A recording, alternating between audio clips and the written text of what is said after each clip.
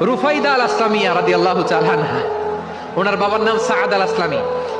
বিশ্বনবী কি খেয়াল করলেন দেখেন, সাআদ ছিল মদিনার বড় ডাক্তার। এই নারী সাহাবী রুফাইদা বাবার কাছ থেকে চিকিৎসা বিদ্যা শিখেছেন।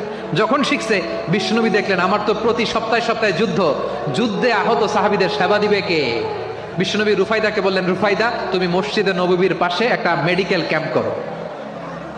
এই যে সাকিনা আদ্দিন মেডিকেলের আমার ছাত্রী বন্ধুরা, শুনে রাখো, তোমাদের আইকন হচ্ছে এই রুফাইদা আল আসলামিয়া।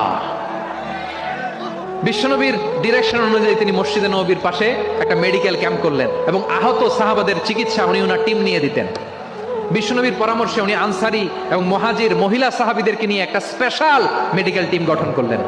খায়বার যুদ্ধে 7ম হিজরিতে যখন বিশ্বনবী যায়, উনি ওনার টিম নিয়ে আসলেন, বললেন, ইয়া রাসূলুল্লাহ, আমরা তো তলোয়ার চালাতে পারি না, আমরা তো তীর মারতে পারি না, আপনি যদি অনুমতি দেন খায়বার অভিযানে আমি আমার টিম নিয়ে